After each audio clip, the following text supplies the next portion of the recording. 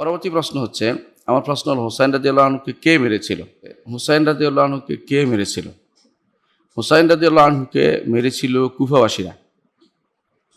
ওবায়দুল্লাহ বিন জিয়াদ, পাপিষ্ঠ, নরাদম, এই মানুষটি হুসাইন ইবনে আলী রাদিয়াল্লাহু আনহু তাকে কারবালার প্রান্তরে আটকে রেখে পরিবারের পরিজন সহ এই মানুষটির সাথে যুদ্ধ করে, পারিবারিক যুদ্ধ, এটা অনেকটা অসম যুদ্ধ, সেই যুদ্ধে তাকে শহীদ করেছিলেন। আমরা তাকে শহীদ মনে করি এবং এইটা এই জন্য এই কারবালার প্রান্তরে যারাই মারা গেছে সবাই এই মাজলুমভাবে শহীদ হয়েছেন, এদের জন্য আমরা রহমতের দোয়া করি, এদের জন্য সন্তুষ্টির দোয়া করি এবং তারা মাজলুম হয়েছেন জায়গায় জায়গায় বলি। কে করেছে? ওবায়দুল্লাহ বিন জিয়াদ, অর্থাৎ কুফার গভর্নর, ওই সময় যে গভর্নর ছিল সে করেছে, সেইটা করেছে। কুফা বসরার গভর্নর যে ছিল সেইটা করেছে। আর তখন কারা করেছে? কুফাবাসীরা। এর মধ্যে বালাউই আছে, এর মধ্যে সীমার আছে, সীমার গাসানি, তারপরে ফাহাদ ফোলান আল বালাউই, নাম তো মনে আসতেছে না, বালাউই, এরা বেশ কিছু বেদুইন, বেশ কিছু নিষ্ঠুর প্রকৃতির মানুষ, দিন থেকে দূরে, এগুলো দিনের কিছুই বুঝেনি, তারা হুসাইন রাদিয়াল্লাহু আনহুর গায়ে তারা হাত চালাতে পেরেছে। এই পাপিষ্ঠ মানুষগুলো এই কাজটি করেছে এবং তাদের সেই কাজে যে সবচেয়ে বেশি ইন্ধন জুগিয়েছে বা যে এই কাজটি করার জন্য পাঠিয়েছে সে হচ্ছে ওবায়দুল্লাহ বিন জিয়াদ। ওবায়দুল্লাহ বিন জিয়াদ নিজেও সবচেয়ে বড় শয়তান, তার বাবাও খুব খারাপ লোক ছিল, জিয়াদ ইবনে আবি বলা হয়েছে তার বাবাকে। এই দুইজনকে, এরা দুইজন ইরাককে কঠিন ইয়ার মাধ্যমে, শাসনের মাধ্যমে ইরাককে নিয়ন্ত্রণ করত। ওবায়দুল্লাহ বিন জিয়াদ তরবারি আঘাতে নিয়ন্ত্রণ করতো, যাকে পায় তাকে হত্যা করতো, এইভাবে নিয়ন্ত্রণ করতো ইরাককে। আর ইরাক ছিল সবসময় শয়তানি জায়গা। এখানে এই পূর্ব দিকে এই জায়গাতে সবসময় বড় বড় সমস্যা তৈরি হয়েছিল, এর মধ্যে এটাও একটা। ইরাক যেটাকে বর্তমানে ইরাক এলাকা, ইরাক এলাকা, এটাই অধিকাংশ আলেমের মতো এটাই রাসূলুল্লাহ সাল্লাল্লাহু আলাইহি ওয়াসাল্লাম যাদের জন্য দোয়া করেন নাই, নাজদ বলতে এদেরকে বোঝানো, এই জায়গাকে বোঝানো হয়েছে, কারণ এটা ওই দিকের এলাকা, এই জন্য। সেই হিসাবে আমরা দেখি যে ওবায়দুল্লাহ বিন জিয়াদ সে হুসাইন ইবনে আলী রাদিয়াল্লাহু আনহুর হত্যার জন্য সরাসরি দায়ী। এখন প্রশ্ন হচ্ছে, ওই সময় খলিফা কে ছিলেন? ওই সময় খলিফা ছিলেন জিয়াদ ইবনে মুআবিয়া রাদিয়াল্লাহু আনহু। জিয়াদ ইবনে মুআবিয়া রাদিয়াল্লাহু আনহু বলছি, জিয়াদকে রাদিয়াল্লাহু আনহু বলিনি, আবার এটাকে ভুল বুঝবেন না। জিয়াদ, সে তারও দোষ আছে, দোষ নাই এটা বলা যাবে না, কারণ সে এরপরেও ওবায়দুল্লাহ বিন জিয়াদকে ক্ষমতাচ্যুত করেনি। এই ঘটনার পরে যদি ক্ষমতাচ্যুত করতাম বুঝতাম যে তারও কি দোষ নাই, সে তো অন্যায়টা করেছে। সে আর কিছু না হোক, যদিও সে তার কাছে পাঠানোর পরে সসম্মানে তাদেরকে, পরিবারের অন্য লোক, জীবিত লোকদেরকে এবং নারীদেরকে মদিনায় পাঠিয়ে দিয়েছে সসম্মানে, কিন্তু সে তো কিছুই করেনি। ওবায়দুল্লাহ বিন জিয়াদকে কোনো কিছুই করেনি, তিরস্কার করা বা তাকে ক্ষমতাচ্যুত করা বা এমন কিছুই করেনি। এটা কি তার দুর্বলতা, নাকি এটা এক ধরনের অনমনীয়তা, যে কারণে সে পরবর্তীতে মদিনাবাসীরা তার বিরুদ্ধে খেপে গিয়েছিল, মদিনাকে সে কঠিনভাবে আক্রমণ করে মদিনা মানুষকে হত্যা করেছিল, হাররার ঘটনা ইতিহাস সাক্ষী। এই জন্য জিয়াদ যে কাজটি করেছে, ইয়াজিদ ইবনে মুআবিয়া ইবনে আবি সুফিয়ান, সেও এর জন্য দায়ী। আমি কয়েকবার জিয়াদ বলেছি, আসলে ইয়াজিদ হবে। ইয়াজিদ ইবনে মুআবিয়া ইবনে আবি সুফিয়ান সেও এর জন্য দায়ী, এবং সে কেন দায়ী? কারণ সে এই কাজটি কোনো প্রতিবিধান করেনি।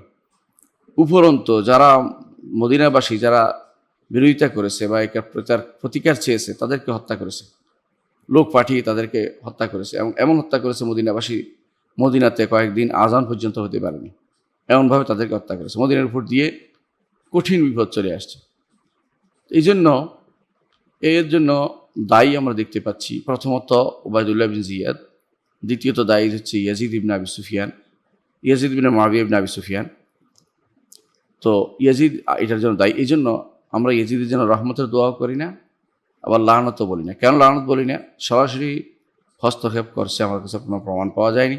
সে পাঠিয়েছে তাকে আটকানোর জন্য, তাকে বলেছে যে সেটাকে আটকাও, কারণ যে কেউ ক্ষমতায় থাকে সে চায় অন্য কেউ যেন ক্ষমতায় না আসতে পারে, এটাই স্বাভাবিক কথা। ইয়াজিদ চেয়েছে ক্ষমতায় থাকতে, সেই জন্য আরেকজনকে আটকিয়েছে। কিন্তু আরেকজনকে আটকে এইভাবে এই নির্জন মরু প্রান্তরে পানি আটকিয়ে কষ্ট দিয়ে তাকে মারা এবং অসম যুদ্ধ তাকে মেরে ফেলা পরিবার সহ, এটা অবশ্যই বড় ধরনের জুলুম হয়েছে। যে জুলুমের কারণে আমরা এদের উভয়কে দায়ী করি, উবাইদুল্লাহ বিন জিয়াদকেও দায়ী বলি এবং ইয়াজিদ ইবনে মুআবিয়া ইবনে আবি সুফিয়ান একেও দায়ী বলি। এবং অনুরূপভাবে সিরিয়াবাসীরা যারা মদিনা আক্রমণ করেছে, মদিনার লোকদেরকে হত্যা করেছে, মদিনার উপরে তাণ্ডব চালিয়েছে, তাদেরকেও আমরা ঘৃণা করি। এদের কখনো ভালোবাসার প্রশ্নই আসে না। তবে ভালোবাসা এবং ঘৃণার কোনোটা যেন সীমা লঙ্ঘন না করে, এটা আমরা খেয়াল রাখি। আমরা এদেরকে বিভিন্ন রকমের কথা বলি, যারা ফাসেক ফাজের বলি, কিন্তু কাফের বলি না। দুর্ভাগ্যবশত আজ কিছু মানুষ তৈরি হয়েছে যারা গুনার কারণে কাউকে কাফের বলতে দ্বিধা করে না। ইয়াজিদকে আপনি কাফের বলতে পারেন না, আপনি ফাসেক বলবেন কিন্তু কাফের বলবেন না। এই জন্য দোয়া করেন না, কিন্তু তাই বলে আপনি তার জন্য লানত করার দরকার নেই। কারণ কেন লানত করবেন? লানত করার প্রশ্ন তো আসে না এখানে। লানত তো ওই জায়গায় আসে যেখানে লানতের কারণ হয়। এমন কোনো লানত করার হাদিসে আসে না যে লানত করতে হবে তাকে। আর এর জন্য আরেকটি হচ্ছে, তিনি যে আমল নিয়ে গেছেন হুসাইন রাদিয়াল্লাহু আনহু, হুসাইন ইবনে আলী রাদিয়াল্লাহু আনহু, সে আমল নিয়ে তিনি তার কবরে চলে গেছেন। তার জন্য আল্লাহ তাআলা এটা লিখেছেন, নিশ্চয়ের মধ্যে আল্লাহ তাআলা আমাদেরকে প্রতি এটা দিয়ে আমাদেরকে স্মরণ করিয়ে দিলেন যে তিনি রাসূলুল্লাহ সাল্লাল্লাহু আলাইহি ওয়াসাল্লামের বংশধর, পরবর্তী প্রদীপ, তিনি যে কাজটি করেছেন, তিনি একজন হিসাবে, সাহাবী হিসাবে তার সম্পর্কে কোনো মন্তব্য আমরা না করি, পক্ষে বিপক্ষে, এটা আমরা না করি। কিন্তু কিছু মানুষ আছে দেখবেন, হুসাইন ইবনে আলী রাদিয়াল্লাহু আনহুর এই কাজটিকে রাজতন্ত্রের বিরুদ্ধে বিদ্রোহ নাম দিয়েছে। এটা মিথ্যা কথা, এটা একটা মিথ্যা কথা। তিনি রাজতন্ত্রের বিরুদ্ধে বিদ্রোহ করতে যান নাই, এমন কোনো কাজ করেননি। তিনি গিয়েছেন যে কুফাবাসীরা তার কাছে চিঠি লেগেছে, যদি তিনি আসেন তার হাতে বায়াত করবেন, এই জন্য তিনি গিয়েছেন সেটা। কিন্তু এর অর্থ এই নয় যে রাজতন্ত্রের বিরুদ্ধে বিদ্রোহ করতে গেছেন বা করেছেন, করে বের হয়েছেন, এমন কথা কোনো প্রমাণ পাওয়া যায়নি। এবং সেটা দাবিও করেন না, খেলাফতের দাবিও তিনি করেন নাই তখনও। তাকে তো কুফাতে ঢুকতে দেওয়া হয়নি, এর আগেই তাকে আটকে দেওয়া হয়েছে। তিনি রাজতন্ত্রের বিরুদ্ধে একটি কথাও বলেননি কোথাও। কোনো সাহাবীরা রাজতন্ত্রের বিরুদ্ধে কথা বলেননি এই সমস্ত বিষয়ে। বরং এরপরে যিনি ক্ষমতা নিয়েছেন, এরপরে যিনি ক্ষমতা নিয়েছেন আব্দুল্লাহ ইবনে জুবাইর রাদিয়াল্লাহু আনহু, তিনিও রাজতন্ত্রের বিরুদ্ধে বিদ্রোহ করে ক্ষমতা নিয়েছেন এমন কথা বলা যাবে না। তিনি একজন খলিফা, তিনি একজন সাহাবী, তিনিও ক্ষমতা নিয়েছেন, ক্ষমতা পরিচালনা করেছেন। পরে তাদের মধ্যে যুদ্ধ হয়েছে, যুদ্ধে তিনি যার মারওয়ান বা অন্য কারো আঘাতে হোক, অথবা হাজ্জাজ ইবনে ইউসুফের হোক, তার নির্দেশনায় হোক, যে তাকে হত্যা করা হয়েছে। মারওয়ান তখন খলিফা, অথবা তার ছিল আব্দুল মালিক খলিফা। তো যাই হোক যে আমি এটাই বলতে চাচ্ছি যে হুসাইন রাদিয়াল্লাহু আনহুর ব্যাপারে আমরা বলি যে তিনি, আল্লাহ তাআলা তাকে শহীদ হিসেবে গণ্য করবেন, আর আমরা এই আশা করি। কিন্তু বাড়াবাড়ি করে এটাকে আরেক দিকে ডাইভার্ট করা, এটা কিন্তু ভালো কাজ না। যারা বর্তমানে অধিকাংশই যারা দ্বীনের দাড়ি হিসেবে বিভিন্ন জায়গায় উঠেছেন, দিন প্রতিষ্ঠা করতে চান, অধিকাংশই এই হত্যাকাণ্ডের ভিন্ন খাতে প্রবাহিত করতে চান। হত্যাকাণ্ডে অন্যায়, এরকম কাজ যেন না হয় এগুলি বলা উচিত, এবং তাদের জন্য দোয়া করা উচিত, এবং তাদের বিরুদ্ধে যারা তাদের থেকে কীভাবে শিক্ষা নেওয়া উচিত। কিন্তু তাই বলে তিনি রাজতন্ত্রের বিরুদ্ধে যুদ্ধ করতে গিয়ে মারা গেছে এমন কথা বলা উচিত নয়। দেখুন, হুসাইন ইবনে আলী রাদিয়াল্লাহু নিঃসন্দেহে সবচেয়ে উত্তম ব্যক্তি যারা, অর্থাৎ এদের মধ্যে দুইজনের মধ্যে, কারণ তিনি সাহাবী আর ইয়াজিদ কোনো সাহাবী ছিলেন না। ইয়াজিদ তাবেঈ, সাহাবী হচ্ছেন তার পিতা মুআবিয়া রাদিয়াল্লাহু আনহু। এদের মধ্যে উত্তম হচ্ছে নিঃসন্দেহে হুসাইন ইবনে আলী রাদিয়াল্লাহু আনহু। কিন্তু উত্তমের অধীন অদমের খেলাফত, অদমের রাজত্ব করা শরীয়তে অদমের অধীন অদম খলিফা হওয়া জায়েজ আছে শরীয়তে। উত্তম খলিফা হতে হবে জরুরি না। তো উনি চেয়েছেন খলিফা হতে, কিন্তু খলিফা যিনি হয়ে গেছেন তিনি হচ্ছেন ইয়াজিদ। এখন তিনি চেয়েছেন তার খেলাফত উদ্ধার করতে, এটা হলো বড় কথা। কিন্তু ইয়াজিদও খলিফা।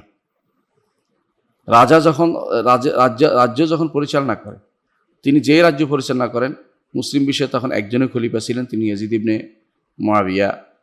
আর হুসাইন ইবনে আলী রাদিয়াল্লাহু আনহু তিনি খেলাফত চেষ্টা করেছেন নিজের জন্য নিতে, কিন্তু তিনি সেটা সাকসেসফুল হন নাই, সফলকাম হন নাই।